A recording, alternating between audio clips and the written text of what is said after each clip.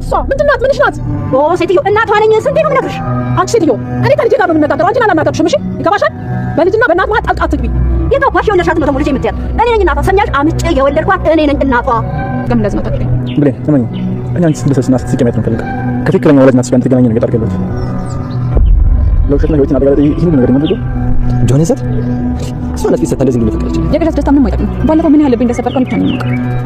ስደሰት ደስተኛ ሆንኩኝ ነው እንደሚመስለው። ልቤ በጣም ተሰብሯል። ብሌን እኔ ምንም አይነት ውሸት አልዋሻሽም። ቅዠት አይደለም፣ ያ የአንቺ ህይወት ነው። እሱን ደግሞ ፍቅር ማረጋገጥ ይቻላል። ምን ልታደርግልኝ አትፈልግም? በቃ ከዚህ በኋላ ምን ነገር አታድርግ። በቃ ተወኝ። እኔ እናት አለኝ። ገነት ወላጅ እናቴ ናት። ሌላ ምንም አልፈልግም። ያቺ ውጭ ያለችው እናቴ ማለቴ አሳዳጊ እናቴ እንደነገርኩሽ ትንሽ ጭንቅላቷን ያማታል። ያው ትንሽ ስለሚያማት እኔ እንደወለደች እጇ ነው የምትለኝ እና አንቺ እውነተኛ እናቷ እኔ ነኝ የወለድኳት ስትያት በጣም ትናደድ ትችላለች። ደም ግፊት፣ ስኳር ምናምንም እንዳለባት ደግሞ ነግሬሻለሁ። እና አስቢ እስኪ ለብዙ ዓመታት እኮ እውነት ነው ብላ የተቀበለችው ነገር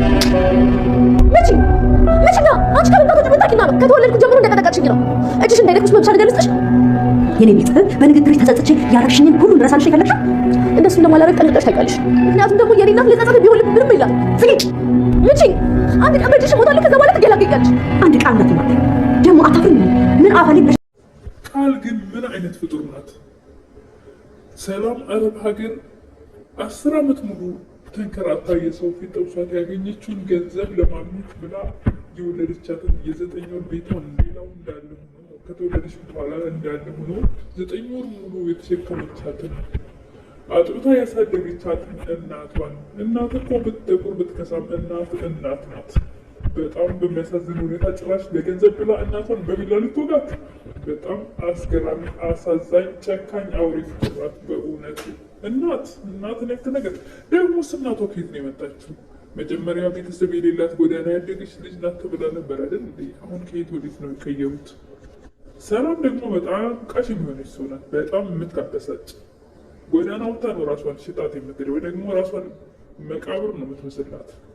እሷን ለመግደል ነው የምትፈልገው። ነገር ግን ልጄ አንቺ ብቻ ነሽ፣ አንቺ ነሽ ልጄ፣ የኔ ልጅ ብቻ ነሽ እያለች ግግም ብላለች። እውነተኛ ልጇን እንደዛ እያንከራተተች ገና ለገና የብሌን ጸጉር ወስዳ አጋይራ ልጅነት ስለተባለች እናት አንቺ ብቻ ነሽ ልጄ፣ እኔ እናትሽ ነኝ በማለት ልጄ አንቺ የኔ እንጂ የሌላ ሰው አይደለችም እንዴት ያለች ሴትዮዋ ላይ ማፍጠጥ።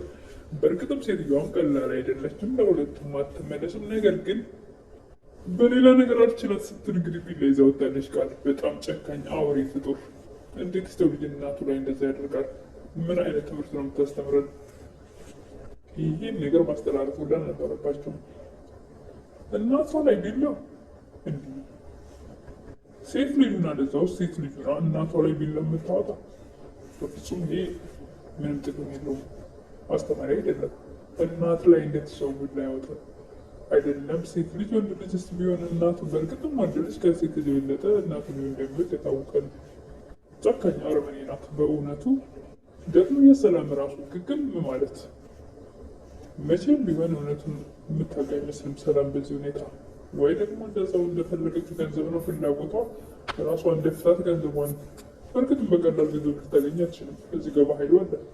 እንዲህ በቀላል ሰላምን ብትገላት ራሱ ገንዘቧን በቀላል ማግኘት የምትችል አይደለችም። ነገር ግን የክፋት ጥግ ለእናቷ ያልሆነች ለማንም ልትሆን አትችልም። ለእናቷ ያራራች ለማንም ልትራራ አትችልም። ዳጊ ደግሞ ያላቅሙ እዛ ውጥር ሲል እንግዲህ እንደዛ ቀመሰ። ጥፋቱ የራሱ ነው፣ የሳሚ አይደለም። ሳሚ ታገሰው እንዳለው እውነት ነው የተናገረው ሳሚ። እኔ የታገስኩ ለብሌን ብዬ ነው እንጂ ታውቀኛለህ፣ የድሮ ማንነቴን አታምጣው ቢለው፣ ነገር ግን ሊሰማ አልቻለም። ደጋግሞ በጥፊ እያላቅሙ እዛ ሲንጠራራ እንግዲህ እዛ የሚገባውን ዋጋ ሰጥቶታል። አላሳዘነኝም፣ ምክንያቱም ደጋግሞ በጥፊ እያለው ታገሰው። ከዚህ በላይ ምን ያድርገው?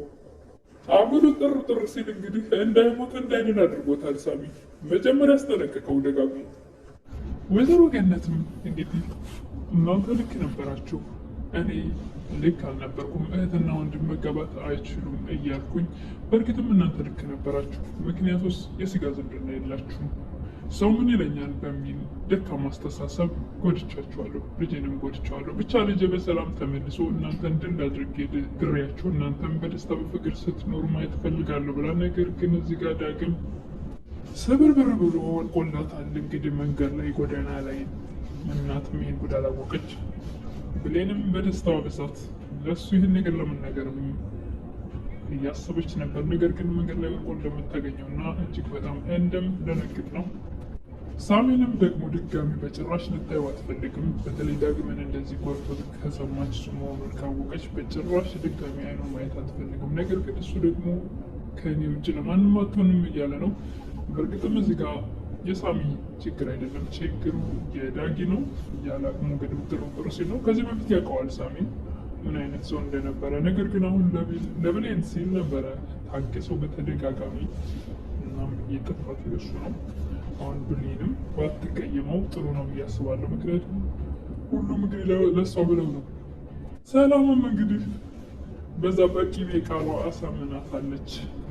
እሜቴ ቃል በቂቤ አንደበቷ በቂቤ ምላሷ ጎዳና ላይ ወድቄ ያሳደገችኝ አሳዳጊ እናቴ ናት ብላታለች ወላጅ እናቷን።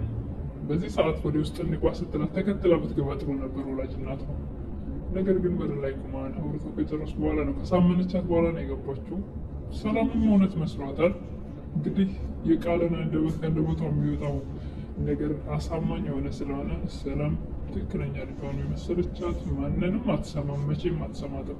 እንግዲህ ራሷን መቃብሯን እያዘጋጀላችላት መሆኗን አላወቀችም። ሰላም መቃብሯን እየቆፈረችላት መሆኑን በፍጹም አልተረዳችውም። ልጄ ነሽ ትላለች በተደጋጋሚ። ልክ እንደ መጀመሪያ ሆናለች። ሳሚ ጥፋተኛ ነው ሊባል አይችልም። በእውነቱ በመሀል ላይ የሳሚን አመጣሁት ሰላም ላይ። ምክንያቱስ እንዴት ነው ጥፋተኛ የሚሆነው? በተደጋጋሚ ታገሱታል አይደል?